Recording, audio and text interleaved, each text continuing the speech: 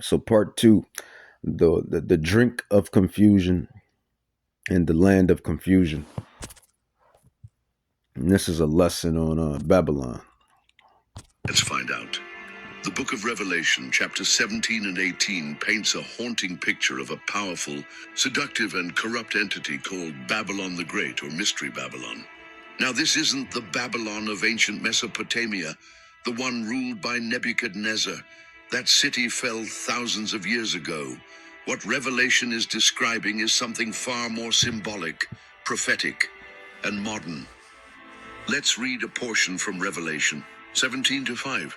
And on her forehead a name was written, Mystery, Babylon the Great, the mother of harlots and of the abominations of the earth.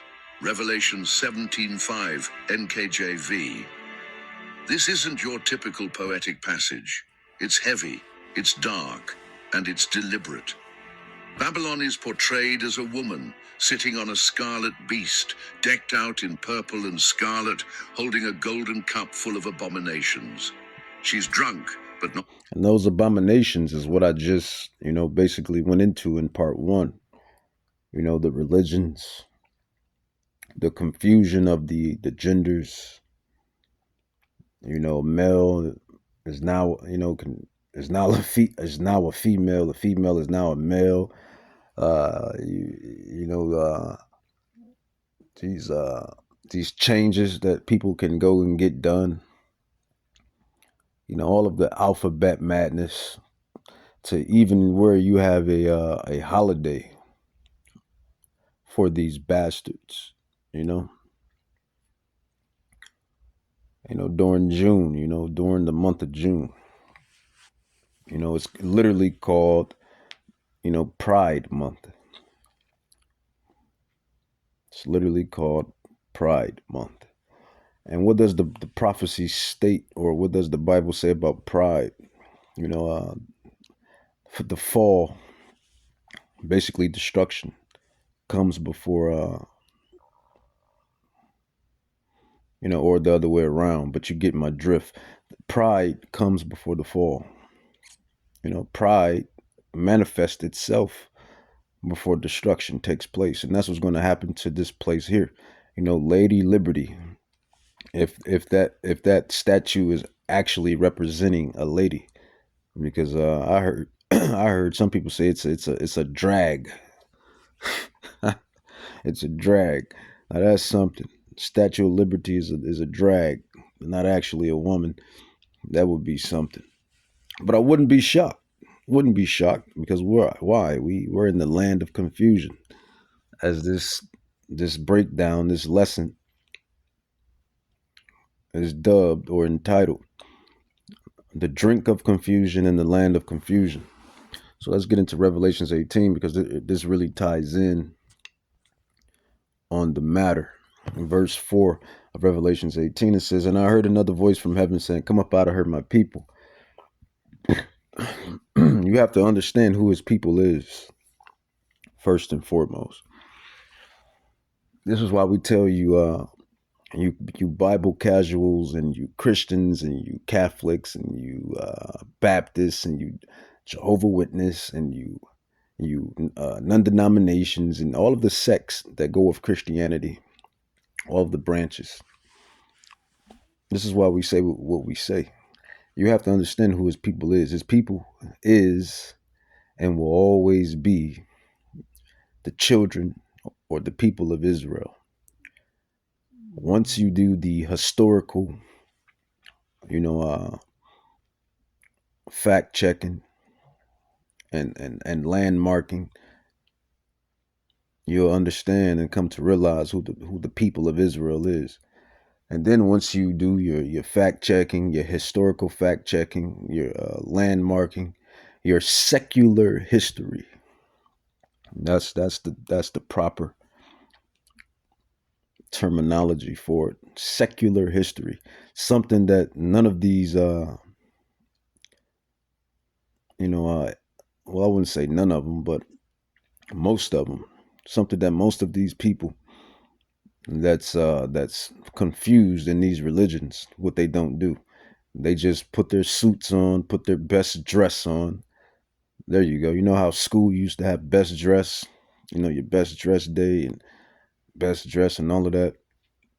They just put the best dress on every Sunday or Saturday, wherever they, whatever day, or Wednesday or Thursday, whatever day, put their best dress on and they go and sit and they listen to someone that they would call a elder or a brother or a sister or minister, deacon, preacher, pastor, whatever, and they listen to the hot garbage that he or she is spewing. That's basically what goes down.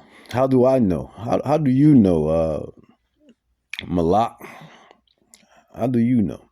Because I was in it. I was in both sides. It's hard to kind of tell someone different when they experience both sides. They was in it. They wasn't just outside looking in. I was actually inside once upon a time.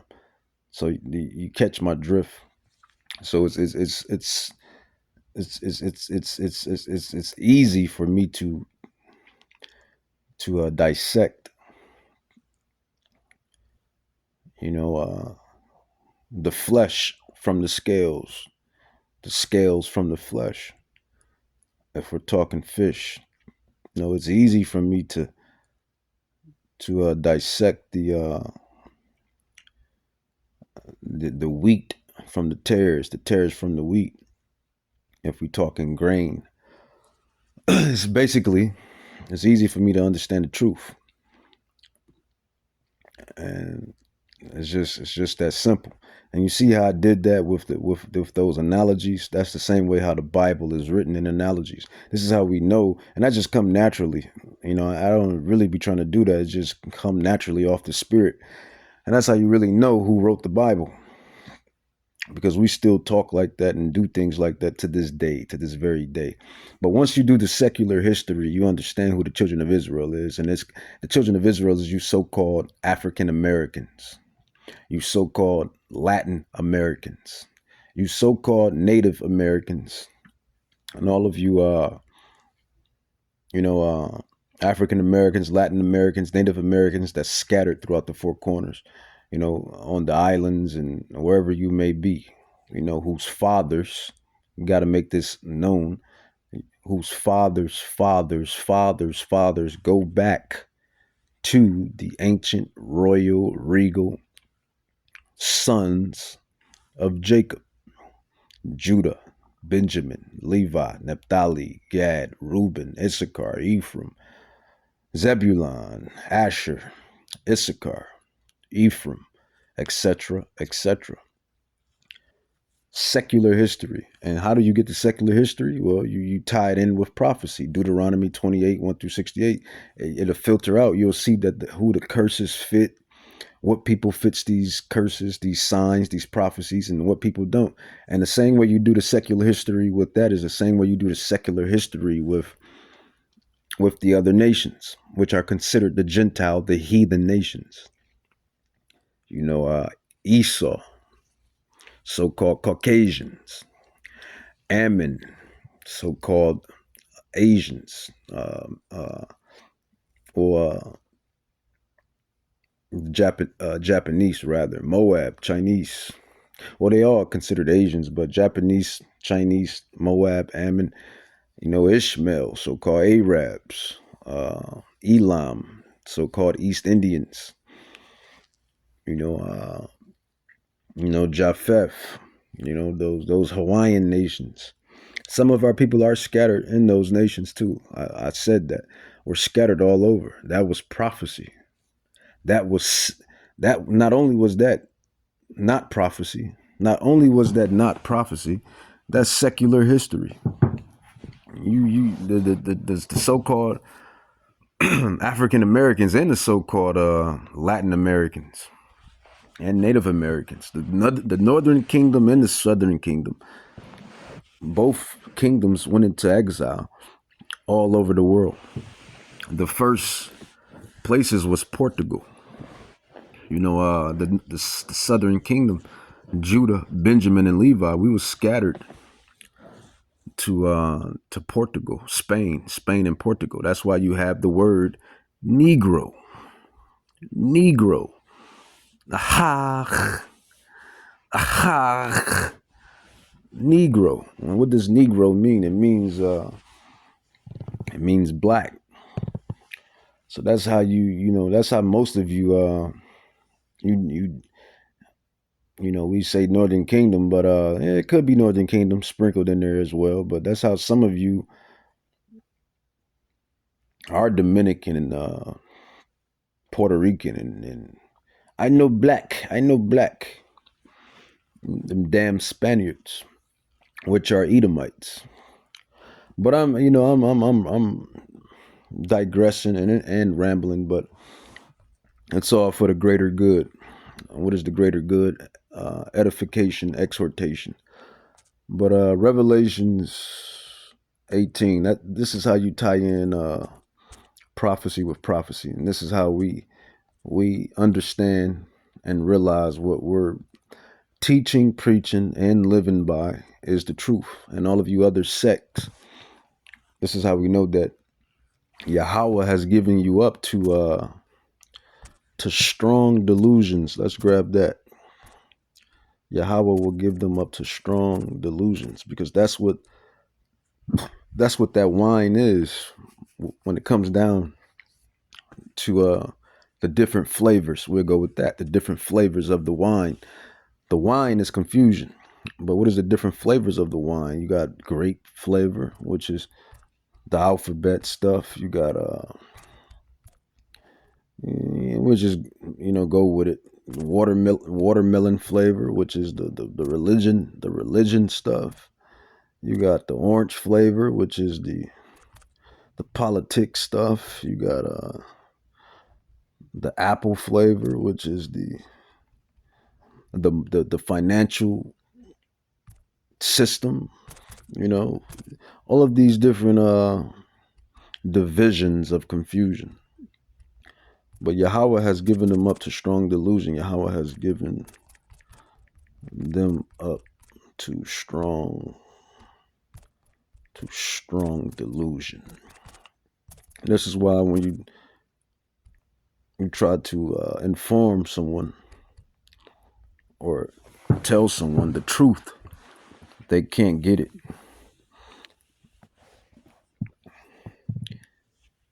They can't get it. You sit there and wonder why they can't get it. You didn't matched up the history, the secular history, with the secular history is basically like world history, world events. You done matched it all up with the biblical history. They all match and touching each other. It's connecting. The dots are connecting. And these individuals still can't comprehend. They still can't get it. It's still like they still have wool pulled over their eyes. And it's not, and it's really, you have done what you were basically sent or told to do, but they just can't get it. And you know what? It's not your fault. It's not my fault.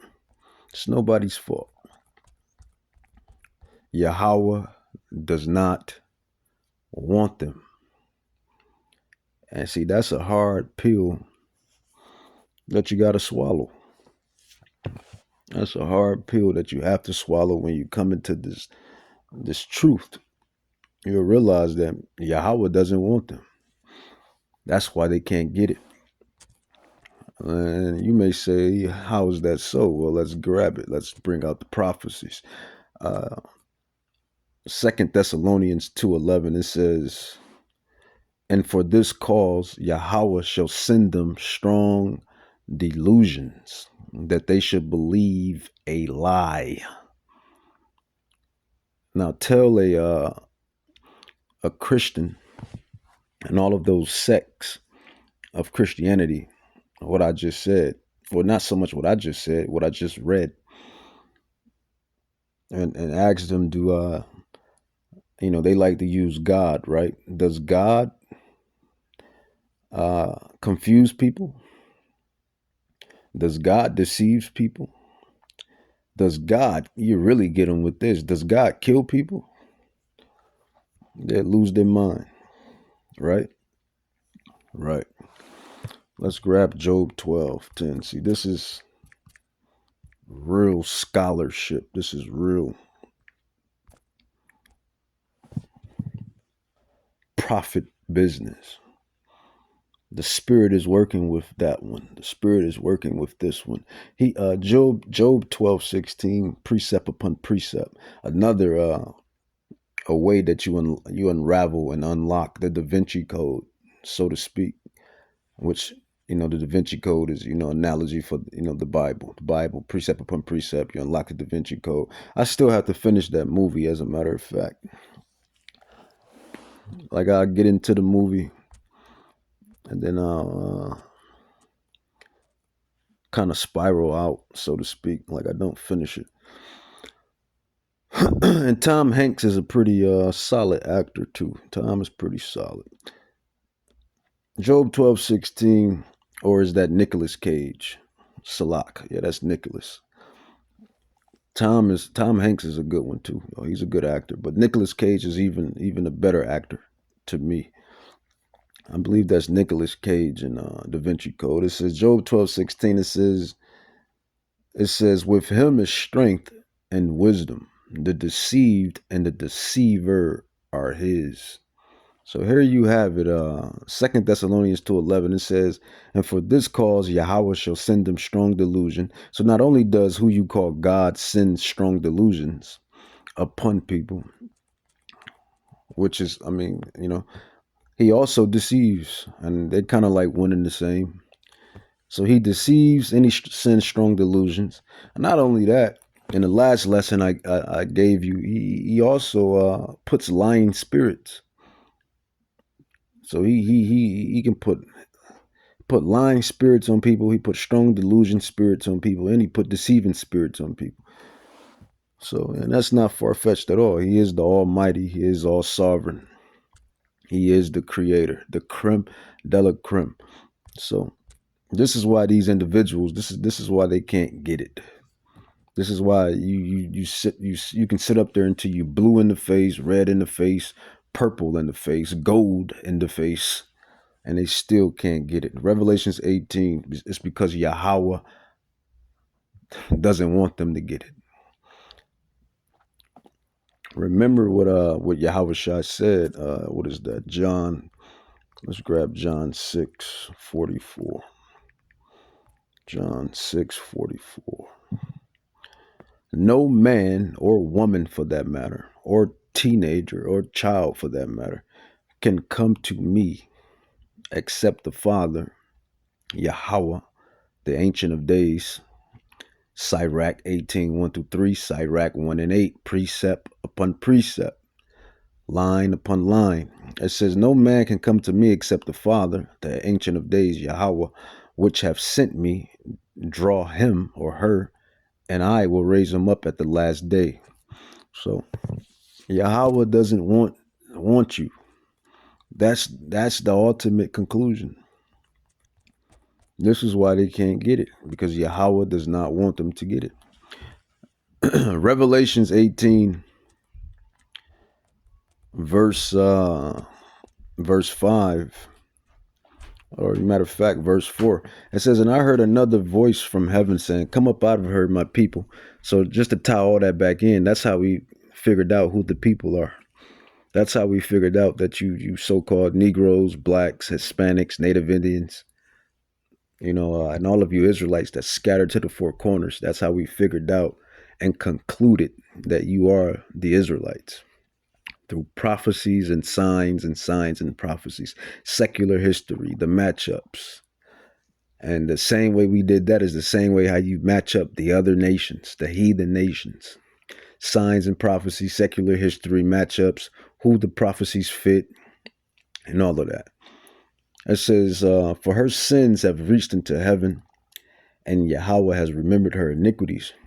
Reward her even as she rewarded you, and double unto her double according to her works. And the cup which she have filled to her double. So this place is going to get double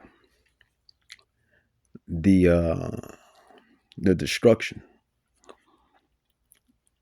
It says, reward her even as she rewarded you, and double into her double according to her works. So all of the stuff that happened here and the land of confusion is going to be 2x'd, magnified, according to biblical prophecy. It says, how much she have glorified herself and lived deliciously, so much torment and sorrow give her. For she says in her mind, her heart, which is the mind, I sit as a queen, and I am no widow, and shall see no sorrow. Therefore shall her plagues come in one day. It's going to take one day and roughly 1 hour for total destruction. It says, death and mourning and famine, and she shall be utterly burnt with fire, for strong is Yahweh who judgeth her. It says, and the kings of the earth, these are the other nations, who have committed fornication and lived deliciously with her, shall bewail her and lament for her when they shall see the smoke of her burning. World War III is prophecy. World War III is going to be the deciding factor, or majority of it. It's going to be the deciding factor for good old America. It says, standing afar off for the fear of her torment, saying, at last, that great city Babylon, that mighty city, for in 1 hour is thy judgment come. And the merchants of the earth shall weep and mourn over her, for no man buyeth their merchandise any more. The merchandise of the gold, the silver and the gold. Remember, gold and silver, that's the real money. That's God's money. Silver, gold, silver is God's money and will always be God's money. It says, in precious stones and of pearls and fine linen and purple and silk and scarlet and all thy wood and all manner of vessels of ivory and all manner of vessels of most precious wood and brass and iron are marble, Salakia. It says, and cinnamon and odors and ornaments and frankincense and wine and oil and fine flour, wheat, beasts and sheep and horses and chariots and slaves and souls of men, and the fruits that thy soul lusted after are departed from thee, and all things which were dainty and goodly are departed from thee, and thou shalt find no more at all. It says, the merchants of these things which were made rich by her shall stand afar off for the fear of her torment, weeping and wailing. See, America is going to get hit with these ICBMs, these missiles. Russia, China, as Trump says, China, Russia, North Korea, maybe Iran. You see, you hear, you conceive, do you believe? And they're going to be banking on this place. It says, and saying, at last, that great city that was cloth with fine linen and purple and scarlet and decked with gold and precious stone and pearls, for in 1 hour so great riches is come to naught. And every shipmaster and all the company and ships and sailors, remember, Chat said that America sits on 4 bodies of water, well, 5 bodies of water. The Atlantic Ocean, the Pacific Ocean, the Arctic Ocean, the Gulf of Mexico, and the Great Lakes is within America. So really, technically, 4 bodies of water surrounds Babylon. It says, and cried when they saw the smoke of her burning. This is all prophecy. It's all biblical. It's already written. It was written before we even came to the point of this. You see, it's going to happen. And it's this place here. There's no getting around it. It's this place here. It says, and they cast dust on their heads, cried, weeping and wailing, saying, at last, the great city, America, wherein were made rich all that had ships in the sea. America sits on 4 bodies of water. It says by she was made rich. What it says that she was made. It says wherein were made rich all that had ships in the sea. And that's one way. Well, I wouldn't say one way, but that's like the mighty way of why this place is so wealthy. You know, those bodies of water, the in cargo and out cargo. You know, it's a word I'm looking for, but I'm a bit sleepy at the moment. What is it? The in cargo and the out cargo. That's what I'm going to say for now. Part three.